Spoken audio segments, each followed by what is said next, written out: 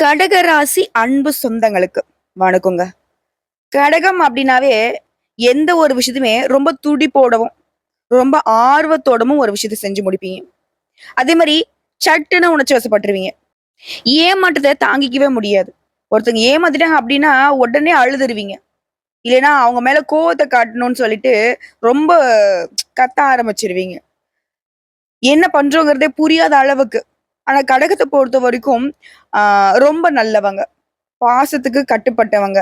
எல்லார் மேலயுமே பாசமா இருப்பாங்க. தெரிஞ்சவங்க, தெரியாதவங்கன்னு யாரையுமே பாரபட்சமா பார்க்க மாட்டாங்க. அவங்களும் ஒரு உயிர் தான். அவங்களுக்கும் உணர்ச்சிகள் இருக்குன்னு சொல்லிட்டு, அதாவது தன்னுடைய உணர்ச்சி போலவே மத்தவங்களுக்கும் உணர்ச்சிகள் இருக்கு. எல்லாரும் நல்லா இருக்கணும்னு சொல்லிட்டு கடவுள்கிட்ட கூட வேண்டுவாங்க. புரியுதுங்களா? இவங்க ஏதாவது ஒரு இடத்துல இருக்காங்க. யாராவது ஒருத்தவங்க கஷ்டப்படுறாங்கன்னா கூட, இவங்களால முடிஞ்ச உதவிய பண்ணுவாங்க. அப்படி முடியாத பட்சத்துல இவங்க அந்த இடத்துல வந்து அழுக கூட ஆரம்பிச்சுருவாங்க. கடவுள்கிட்ட வந்து சண்டை கூட போடுவாங்க. "ஏன் கடவுளே இந்த மாதிரிலாம் எல்லாரையும் கஷ்டத்துல வச்சிருக்க? அவங்களுக்குன்னு ஏதாவது ஒரு வழி நீ காட்டக்கூடாதா?" இப்படிலாம். புரியுதுங்களா? இல்ல முடியும். யார்ட்டயாவது உதவி வாங்கியாவது அவங்களுக்கு வந்து பண்ண முடியும்னா கூட, இவங்க போய் மத்தவங்க கிட்ட உதவி வாங்கி கூட செஞ்சுட்டு வந்துருவாங்க. இவங்கள பத்தி மத்தவங்க என்ன நெனச்சாலும் பரவாயில்லைங்க.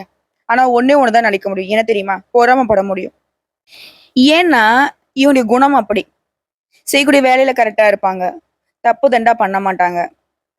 எதிர்காலம் வரைக்குமே நமக்கு எந்த ஒரு கெட்ட பேரும் வரக்கூடாது. நம்ம சார்ந்தவங்களுக்கு எந்த ஒரு கெட்ட பேர் வரக்கூடாதுங்கிறதுல ரொம்ப தெளிவா இருப்பாங்க. இவங்ககிட்ட நெறைய பேர் கூட சொல்லுவாங்க. ஆமா, ரொம்ப அப்படி கரெக்ட்டா இருந்து உனக்கு என்ன அப்படியே அவார்டா குடுக்க போறாங்க. அப்படி இப்படின்னு பேசினாலே, எனக்கு அவார்டு குடுக்குறாங்க, குடுக்கல. மத்தவங்க பார்க்குறாங்க, பார்க்கல. நான் இப்படிதான் இருக்க போறேன். இதுல வந்து கடகராசி என்னைக்குமே காம்ப்ரமைஸ் பண்ணவே மாட்டீங்க. அது மட்டும் இல்லைங்க. கடமையிலயும் சரி, காரியத்திலயும் சரி ரொம்ப கண்ணா இருப்பாங்க. இந்த சோம்பலா இருக்கிறத விரும்பவே மாட்டாங்க. பார்க்கிறவங்களுக்கு அப்படி தெரியும். இவங்க என்னப்பா ரொம்ப சோம்பேறியா இருக்காங்கன்னு. ஆனா, இவங்கள மாதிரி ஒரு சுறுசுறுப்பான ஆட்கள நீங்க பார்க்கவே முடியாது. உங்ககிட்ட அப்படி இருந்தாலும் என்ன வேலைய எப்படி செய்யணுங்கிறதுல அழகா திட்டமிட்டு செஞ்சு முடிச்சுருவாங்க. எந்த ஒரு வேலையுமே முதல்ல முடிக்கணுங்கிறது தான் இவங்களுடைய எண்ணமா இருக்கும். அதே மாரி தலைமை பண்பு இவங்களுக்கு வந்து இயற்கையிலேயே இருக்கும். கடகராசிக்காரங்க ஒரு வீட்ல இருக்காங்க அப்படின்னா வச்சுக்கோங்களேன், அந்த வீட்டுடைய பொறுப்ப மத்தவங்க குடுக்கணும்ன்ட்டுலாம் அவசியம் கிடையாது. இவங்களே எடுத்துப்பாங்க. அதாவது நான் தான் இந்த வீட்டுக்கு வந்துட்டு தலைமை. நான் அத பண்ண போறேன், இத பண்ண போறேன். நான் சொல்றது தான் கேட்கணும் அப்படி கிடையாது.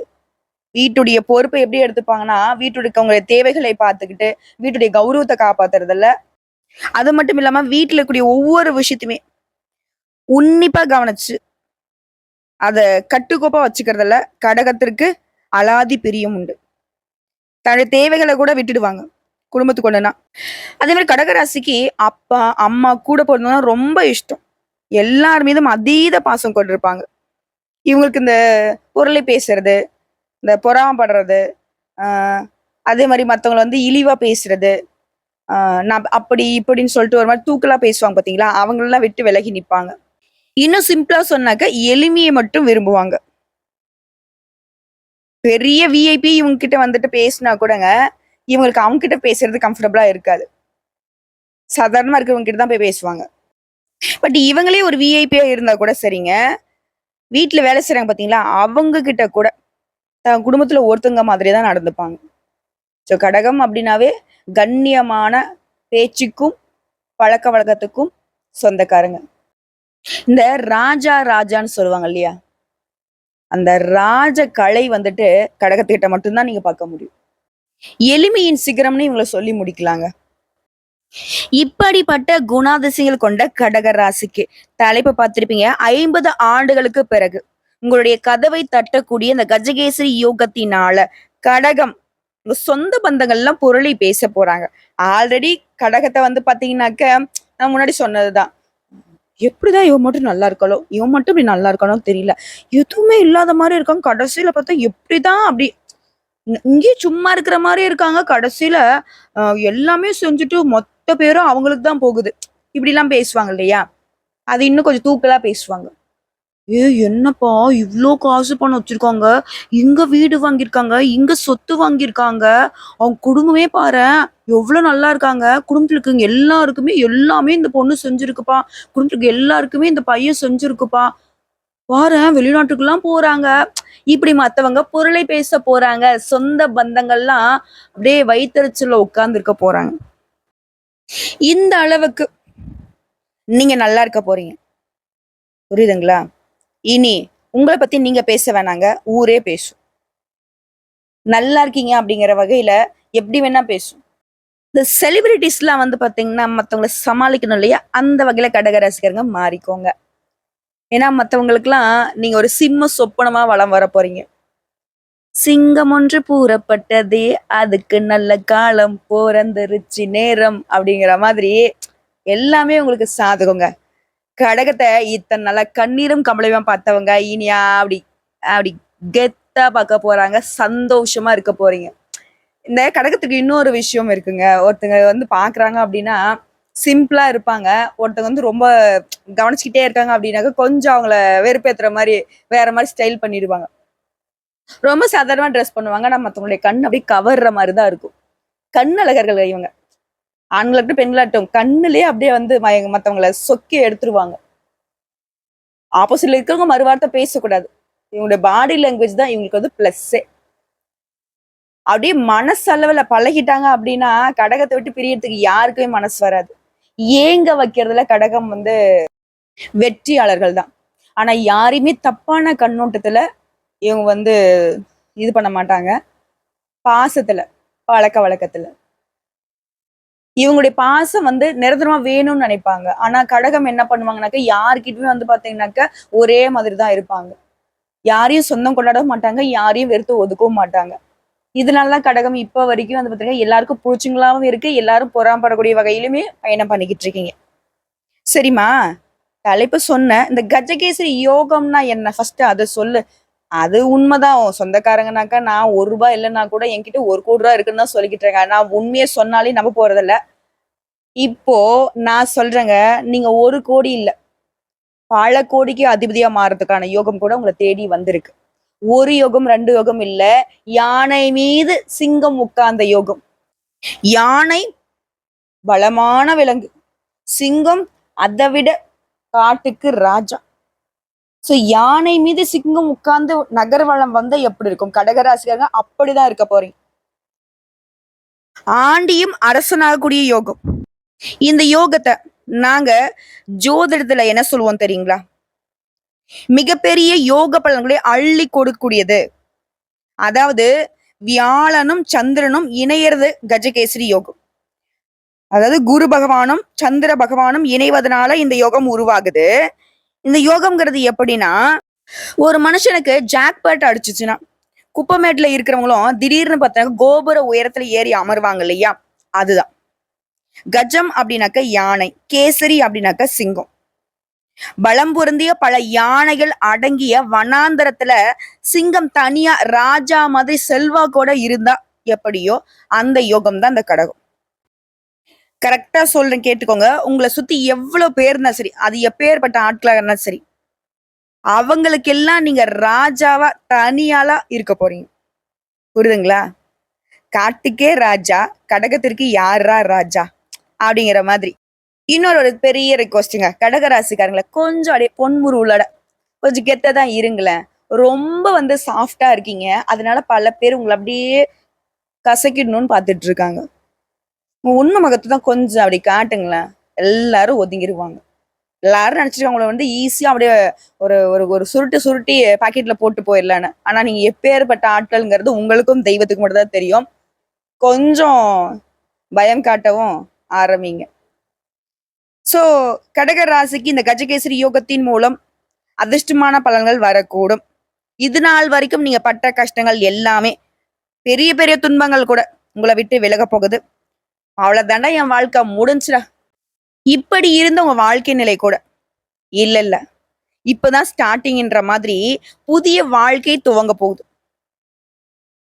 ஜாக்பாட் அடிச்ச மாதிரி தாங்க திடீர்னு உங்களுக்கு அதிர்ஷ்ட மழை பொழிய போகுது. ஆனா அந்த யோகம் எங்க எப்படிங்கிறது உங்களுக்கே தெரியாது. அப்ப என்ன பண்ணும்? கடகராசிக்காரங்க வரக்கூடிய வாய்ப்பு அது எதுல வேணா வரலாம், யார் மூலம் வேணா வரலாம். அதை கரெக்டா பயன்படுத்த நீங்க ரெடியா இருக்கணும். தொட்டது எல்லாமே வெற்றியாக மாறக்கூடிய நேரம். அதாவது நீங்க ஒரு இடத்துல இருக்கீங்க அப்படின்னாக்கா அந்த இடமே செழிப்பா இருக்கும். பொன்னும் பொருளும் குவியும். ஏன்னா அந்த அளவுக்கு இந்த கஜகேசரி யோகத்தினால கடகம் செம்ம ஒரு உயர்வுக்கு போக போறீங்க. பல உயர் பதவிகளை அடையக்கூடிய வாய்ப்புகளை பெற போறீங்க. தொழிலெல்லாம் கடகராசி தொழில் பண்றீங்க, இல்ல உத்தியோகத்துல இருக்கீங்க அப்படின்னாக்கா தொழில்ல முன்னேற்றம் கிடைக்கும், பதவி உயர்வு கிடைக்கும், உத்தியோக உயர்வு கிடைக்கும். எல்லா விதங்கள்லயுமே சாதகமான பலன்கள் கிடைக்க போகுது. திரும்ப திரும்ப கடகத்துக்கிட்ட சொல்ற ஒரே விஷயம் தாங்க, யாருக்காகவும் உங்க வாய்ப்பை விட்டு கொடுக்காதீங்க. இது விட்டா நம்ம வாழ்க்கையே முடிஞ்சதுன்றத மனசுலயும் மைண்ட்லயும் ஏத்திக்கோங்க. புரியுதுங்களா? இனி நீங்க அடிக்கிறது எல்லாமே சிக்ஸர் தான். 4க்கும் வாய்ப்பு இல்ல, ரன் ஓடுறதுக்கும் நேரம் இல்ல. அடிச்சுக்கிட்டே இருங்க. சும்மா சிக்ஸர் பறந்துகிட்டே இருக்கும். மத்தவங்க எல்லாம் அந்த வாயை திறந்துகிட்டு ஆன பார்க்க தான் முடியுமே தவிர்த்து, அவங்களால உங்கள பத்தி பேசுறதுக்கு கூட நீங்க வாய்ப்பு கொடுக்க கூடாது. தட்டி தூக்குடா அப்படிங்கிற மாதிரி. ஆனா எந்த ஒரு வாய்ப்பையும் தட்டி கழிச்சிடாதீங்க. நான் முன்னாடியே சொன்னதான். அதிர்ஷ்டம் எப்ப வேணா வரும், எதுல வேணா வரும், யார் மூலியமா வேணா வரும். அப்ப கடகராசிக்காரர் கழுகு மாதிரி காத்துக்கிட்டு இருக்கணும். புரியுதுங்களா? சாதாரணமா இல்லைங்க. இந்த கஜகேசரி யோகங்கிறது குரு பார்க்க கோடி நன்மைன்னு சொல்லுவாங்க. அந்த குருவும் அழகுக்கே சொந்தக்காரன சந்திர பகவான் இணைவின் காரணமா உருவாகி இருக்கு. இந்த ராசி நீங்க கூரையிலே இருந்தா கூட சரிங்க. உங்களை கோபுரத்துல கொண்டு போய் விட்டுடும். ஒரு சிலர் சொல்லுவாங்க இல்லையா? ஆமா, அப்படியே எனக்கு என்ன கூரையை பிச்சுக்கிட்டு கொட்டுவா போகுது? கொட்டுதான் போகுது. கூரையை பிச்சுக்கிட்டு கொட்டக்கூடிய அதிர்ஷ்டம் தான் உங்களை தேடி வந்திருக்கு. இது நாள் வரைக்கும் கஷ்ட நிலையை அனுபவிச்சுட்டு இருந்த நீங்க உங்களுடைய நிலையில ஒரு நல்ல மாற்றத்தை பார்க்க போறீங்க. வாழ்க்கைலாம் உங்களுக்கு இப்படி எல்லாம் முடிஞ்சிடாதுங்க. ஏகபோக வாழ்க்கை உங்களுக்கு காத்துக்கிட்டு இருக்கு. உங்களுடைய நீண்ட கால இயக்கங்கள் இப்ப தனிய போகுது. இந்த தாகம் தணிஞ்சிருச்சு பாருன்னு சொல்லுவாங்க இல்லையா? அந்த மாதிரி உங்களுடைய இயக்கங்கள் எல்லாமே தனிய போகுது. குதூகலமா இருக்க போறீங்க. குறிப்பிட்டு சொல்லனாக்கா இந்த யோகத்தினால கடகராசிக்காரங்க வெற்றி அடைய போறீங்க. செல்வம் செல்வாக்குன்னு எல்லாமே இந்த யோகம் உங்களுக்கு அள்ளி கொடுக்க போகுது. நீங்க எந்த வேலையை செஞ்சாலும் சரிங்க, அதுல உங்களுக்கு தான் வெற்றி. தொழிலும் சரி, வியாபாரத்திலும் சரி முன்னேற்றம் இருக்க போகுது. நீங்க தொடர்ந்து ஒரு முன்னேற்ற பாதையில பயணம் பண்ண போறீங்க. திடீர்னு எங்கேயோ இருந்து பணவரவு ஏற்படும். உங்களுடைய நிதிநிலை ரொம்ப சிறப்பா இருக்க போகுது. இது மட்டும் இல்லாம இந்த ராஜ யோகத்தினால, புரியுதுங்களா? கஜகேசரி யோகங்கிறது ராஜயோகம் தான். செல்வ செழிப்பையும் வளத்தையும் பெற போறீங்க. நீண்ட நாட்களாக நிறுத்தப்பட்ட வேலையை கூட சிறப்பா வேகமா செஞ்சு முடிச்சுப்பீங்க. பணம் பெற புதிய வழிகள் உருவாகும். உங்களுடைய வேலையில பாராட்டு கிடைக்கும், பதவி உயர்வு கிடைக்கும், வியாபாரம் தொழில் எல்லாமே நல்லா இருக்குங்க. அதிக அளவிலான சுப பலன்கள் உங்க வீட்டுல நடக்க போகுது. சமூகத்துல மரியாதையும் புகழும் அதிகரிக்க போகுது. இதே தொழிலதிபரா இருக்கீங்கன்னாக்க இந்த நேரம்ங்கிறது பெரிய பெரிய பலன்களை உங்களுக்கு அள்ளி கொடுக்க போகுது. திரும்ப திரும்ப சொல்றேங்க, பண வரவுக்கு குறைவே இருக்காது. இனி உங்க வாழ்க்கையில நடக்கக்கூடிய எல்லா விஷயங்களுமே உங்களுக்கு சாதகமா இருக்கும். எல்லாரும் உங்களுக்கு ஆதரவா இருப்பாங்க. உங்களுடைய நிதி நன்மைகளை பார்த்து நிறைய பேர் உங்ககிட்ட வந்து உறவாடுவாங்க. இந்த நேரம்ங்கிறது உங்களுக்கு நிறைய பரிசுகளையும் பாராட்டுகளையும் கொடுக்கும். புதுசு புதுசா நிறைய வேலையை செய்வீங்க. குடும்ப வாழ்க்கை மகிழ்ச்சியா இருக்க போகுது. நல்ல உணவு கிடைக்க போகுது. நண்பர்களோடையும் சரி, உற்றார் உறவுக்காரங்களோடையும் சரி, குடும்பத்தோடையும் சரி, சந்தோஷமா நேரத்தை வந்துட்டு செலவு செய்வீங்க. நிறைய பிடிச்ச இடங்களுக்கு பயணம் போயிட்டு வருவீங்க. ஆரோக்கியம் ரொம்ப நல்லா இருக்குங்க. இந்த குருவினுடைய பார்வையினால கல்வி நிலை அப்படிங்கிறது ரொம்ப சிறப்பா இருக்கும். அதே மாதிரி குடும்ப வாழ்க்கையிலே திருமணம் ஆகாதவர்களுக்கு திருமண வரன் கைகூடி வரும். குடும்பம் மற்றும் வணிக துறைகள்ல சிறப்பான மாற்றங்கள் நிகழப்போகுது. ஆல்ரெடி திருமணம் ஆனவங்க மகிழ்ச்சியா இருக்க போறீங்க. இது வணிகம் செய்யறீங்க அப்படின்னாக்க வணிக வேலையில பெரும் லாபம் கிடைக்கும். புதிய வேலைக்கான பதவி உயர்வு கிடைக்கும். நல்ல சலுகைகள் கிடைக்கும். இதுவே அரசாங்க உத்தியோகத்துல இருக்கீங்க அப்படின்னாக்க உங்களுடைய எதிர்பார்ப்புகள் பூர்த்தியாகும். சமூகத்திலேயே மரியாதை அதிகமாகும். நிதி ஆதாயங்கள் அப்படிங்கிறது உங்களுடைய நிதி நிலையை பலப்படுத்துதுங்க. உங்களுடைய பணிகள் எல்லாமே வெற்றி அடைவதனால மத்தவங்க எல்லாம் வந்து ஆச்சரியப்படுவாங்க. என்னடா இவன் எந்த தொட்டாலையும் அதுல வந்து பாத்தீங்கன்னாக்க இவனுக்கு தான் சக்சஸ் ஆகுது அப்படிங்கிற மாதிரி. எந்த ஒரு வேலையுமே ஒரு உத்வேகத்தோட செஞ்சு முடிப்பீங்க.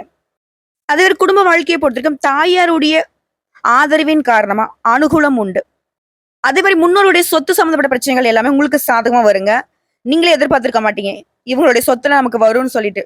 தாத்தா பாட்டம் அந்த மாதிரியான சொத்துக்கள் திடீர்னு உங்களுக்கு சாதகமான தீர்ப்பு கிடைச்சு உங்களுக்கு சொத்து வந்து சேரும்.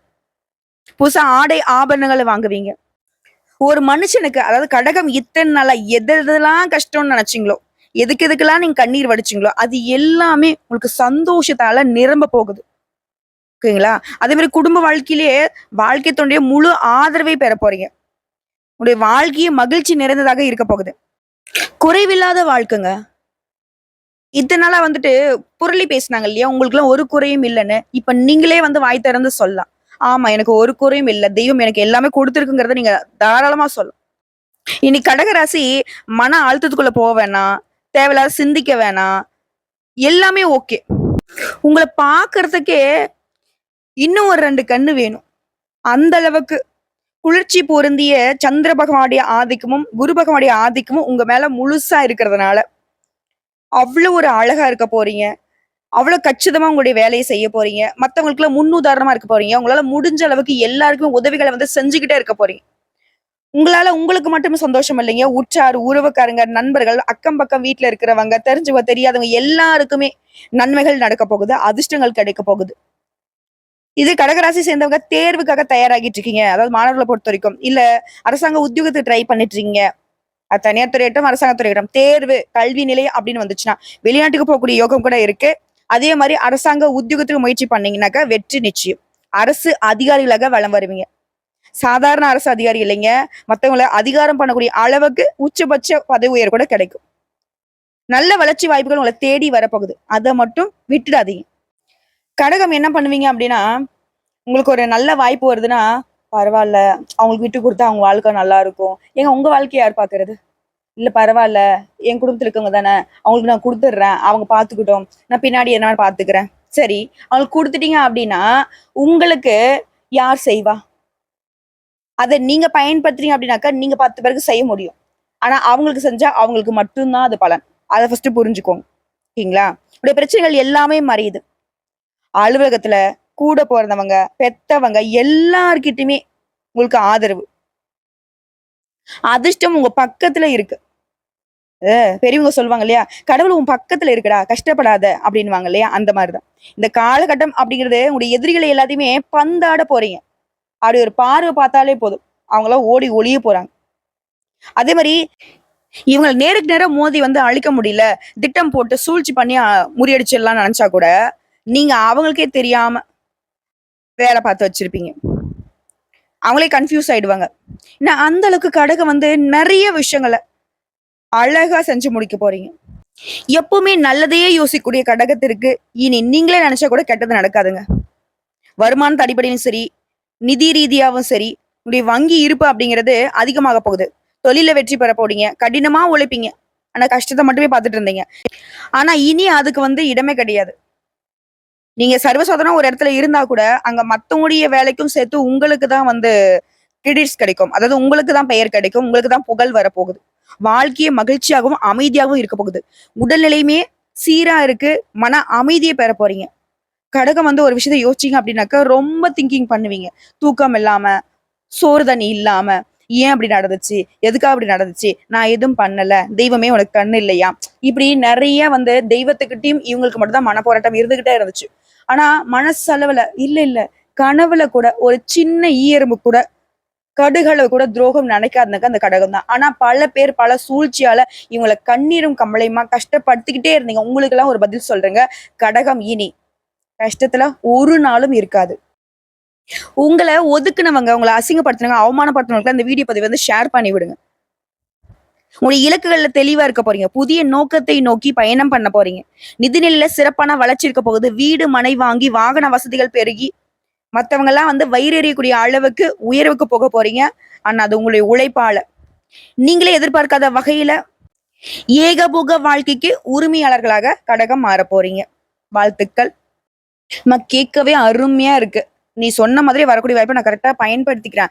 இருந்தாலும் எனக்கு ஏதாவது தெய்வத்த வழிபாடு செஞ்சா இன்னும் சிறப்பா இருக்கணும்னு தோணுது. நான் யாரம்மா வழிபாடு செய்யட்டும் இந்த காலகட்டத்துல அப்டின்னா, உங்களுக்கு உதவி செஞ்சவங்களுக்கு தான் நீங்க நன்றி சொல்லணும். அதே மாரி தாங்க. குரு பகவானையும், சந்திர பகவானையும் வழிபாடு செய்வதனால இந்த கஜகேசரி யோகம்ங்கிறது இன்னும் அற்புதமான பலன்கள உங்களுக்கு நிலையா நிறுத்தி வைக்கும். குரு பகவான் வழிபாடு செய்யனாக்கா ஒவ்வொரு வியாழக்கிழமையுமே அதிகமா மஞ்சள் நிறத்த பயன்படுத்துங்க. அதே மாரி நவகிரகங்கள வீற்றக்கூடிய குரு பகவானுக்கு மஞ்சள் வஸ்திரம் சாற்றி, மஞ்சள் நிற மலர்களால அர்ச்சனை செய்து, வரக்கூடிய பக்தர்களுக்கு மஞ்சள் நிற கொண்டைக்கடலைய வந்துட்டு இவருக்கு நெய்வேத்தியம் வச்சுட்டு, அங்க வந்து பிரசாதமா குடுங்க. அதே மாரி மஞ்சள் கலர்ல இருக்கக்கூடிய இனிப்பு பதார்த்தங்களையுமே அவருக்கு நெய்வேத்தியம் வச்சுட்டு வரக்கூடிய பக்தர்களுக்கு பிரசாதமா குடுங்க. குரு பகவானுடைய முழு அனுகிரகம் கிடைக்கும். 2வது சந்திர பகவான எப்படிம்மா வழிபாடு செய்யணும்? சந்திர பகவான வந்துட்டு தன்னுடைய அலங்கார பொருளா பயன்படுத்தக்கூடிய சிவபெருமான வழிபாடு செய்வதனால சந்திர பகவானுடைய முழு அனுகிரகம் கிடைக்கும். ரொம்ப அழகான வாழ்க்கை, வெளிச்சமான வாழ்க்கை, குளுமையான வாழ்க்கையை கொடுக்கறதுக்கு சிவபெருமான ஒவ்வொரு திங்கட்கிழமையுமே வில்வ இலைகளால் அர்ச்சனை செய்து கரும்பு சாறால அபிஷேகம் செய்து வழிபாடு செய்ய அந்த கரும்பு சாறு எந்த அளவுக்கு இனிமையானதோ குளுமையானதோ அதே மாதிரி தாங்க வாழ்க்கை நிலையும் குளுமையா இருக்கும், இனிமையா இருக்கும். அதே மாதிரி சிவபெருமான வழிபாடு செஞ்சுட்டு அவர்கிட்ட இருந்து கொடுக்கக்கூடிய அந்த பிரசாதம் இருக்கு இல்லைங்களா, அதாவது விபூதி இருக்கு இல்லைங்களா, அதை வீட்டுல கொண்டு வந்து வச்சுட்டு தினம் தினம் அதை வந்து நீங்க நெத்தியில வந்து இட்டுக்கணும். அப்படி இட்டுக்கிட்டு நீங்க ஒவ்வொரு வேலையும் செய்யறப்போ எந்த ஒரு தடையும் தாமதம் உங்களுக்கு வராது. இனிமேல் உங்களை வந்து யாராவது அழிக்கணும், கெடுக்கணும், ஏதாவது செய்யணும்னு வந்தா கூட நீங்க சிவன் சொத்து. ஒரு பழமொழி கேள்விப்பட்டிருப்பீங்க இல்லையா, சிவன் சொத்து குலநாசம். கட்டாயம் நீங்க சிவன் சொத்தா மாறிடுவீங்க. உங்களை அழிக்கணும்னு நினைக்கிறவங்க சிவபெருமான் கிட்ட பதில் சொல்லிப்பாங்க. வாழ்த்துக்கள், நல்லதே நடக்கும். கடகத்துறை கஷ்டம் கரைந்து போகட்டும். ஓம் நமக் சிவாய.